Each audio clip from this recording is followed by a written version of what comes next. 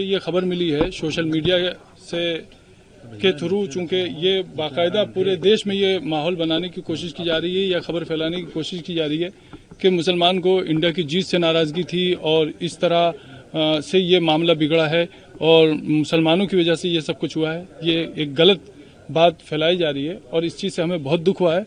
मुस्लिम कौम को या मुस्लिम समाज को इस तरह बदनाम करने की कोई ज़रूरत नहीं है। मुसलमान भी इसी देश के वासी हैं। ये परसेप्शन चूंकि देश में बहुत सारे लोगों ने पहले से ही बना रखा है कि मुसलमान जो है वो देश विरोधी हैं, और जबकि कहानी यहाँ पर जो शुरू हुई है वो इस तरह शुरू हुई है कि सबसे पहली चीज़ शासन प्रशासन से जिस तरह की चूक हुई है, उन चूकों के चलते यहाँ पर यह हादसा हुआ है। दोनों तरफ के लोगों से की सहमति, शासन की, प्रशासन की मौजूदगी में और बीचवानी में रहकर ये बात रखकर ये बात तय हुई थी कि जामा मस्जिद के इस रूट से किसी तरह का जुलूस नहीं निकलेगा। रात को जो जुलूस निकला उसकी पहली बात तो कोई परमिशन नहीं थी, उसकी कोई आगवानी करने वाला नहीं था, वो एक उपद्रवियों की भीड़ थी। वो इंडिया की जीत के नाम पर मस्जिदों और धर्म स्थलों के बाहर सिर्फ शोर शराबा करना और नारा करना उनका काम था। लोग नमाज से जब निकले हैं तो उस वक्त में ये भी हुआ है कि सुतली बम मस्जिद पर फेंका गया। अब इसका इंडिया की जीत से क्या लेना देना था? क्या मस्जिद पर बम फेंकने से इंडिया की जीत का जश्न मनेगा? ये बहुत बुरी बात हुई है और इस चीज का हमें बहुत दुख है कि एक तरफ गलती करने वाले गलती कर रहे हैं, दूसरी तरफ कुछ लोग ऐसे हैं जिनके हाथ में किसी भी तरह का सोशल मीडिया का कोई सा भी प्लेटफॉर्म या आईडी है तो वो उसके थ्रू ये फैलाने की कोशिश कर रहे हैं कि मुसलमान जो है वो देश का विरोधी है और इंडिया की जीत से उसको तकलीफ है वगैरह वगैरह वगैरह। हम इस चीज़ से बहुत दुखी हैं और बहुत साफ साफ कहना चाहते हैं कि हमारी मस्जिद न पाकिस्तान में है न हमारे महल्ले बांग्लादेश में।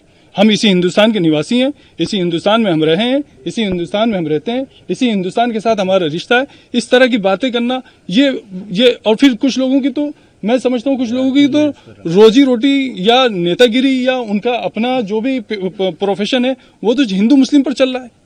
तो उन लोगों के पास पद है या ओहदा है या पावर है, वो इस तरह की बात करते हैं, उनको शोभा नहीं देता। मतलब ठीक है, आप किसी की चापलूसी कर सकते हैं लेकिन आप किसी की बात से उस वक्त तक सहमत नहीं हो सकते जब तक उसमें सच्चाई ना हो। यहाँ मस्जिदों में पत्थर के ढेर लगे हैं क्या? मैं मीडिया पर्सन से बहुत खुल के बात कहता हूँ, आप पूरी मस्जिद और इसके आसपास के सारे एरिया को छान मारिए, क्या यहाँ पर पत्थर जमा किए हुए थे? एक बात। दूसरी बात, मेरा बुनियादी सवाल यह है कि जिस एरिया से जुलूस नहीं निकलना प्रशासन की मौजूदगी में बीचवानी में रहकर दोनों पक्षों के बीच तय हो चुका था, उस वक्त में जुलूस का उसी रूट से निकलना, बगैर आगवानी करने वालों और उसके संयोजकों के बगैर निकलना, नारों के साथ निकलना, नमाज के वक्त में निकलना, क्या ये सब इस देश में मतलब पनपने की बातें हैं या महू में इस तरह सद्भावना पैदा होगी? क्या ये चीज ठीक हुई? मेरा सवाल इंसानियत के नाते, मैं एक मुस्लिम पक्ष का पक्षकार होने के नाते बात नहीं कर रहा हूं।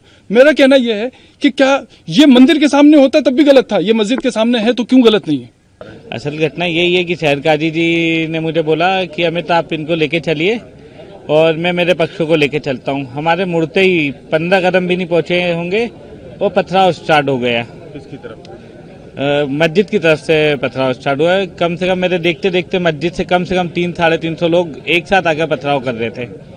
और ये देखने की बात है कि उस जगह पे पत्थर उस समय नामो निशान नहीं था पत्थर का, कहाँ से पत्थर आए कैसे आए, दुर्भाग्यपूर्ण घटना है। और जैसे मुसलमानों का पाक महीना होता है, इस पाक महीने के अंदर शहर काजी ने जो किया है उसको आरोप प्रत्यारोप लगाया, इसको शहर कभी नहीं भूल पाएगा और ना ही इनको माफ करेगा।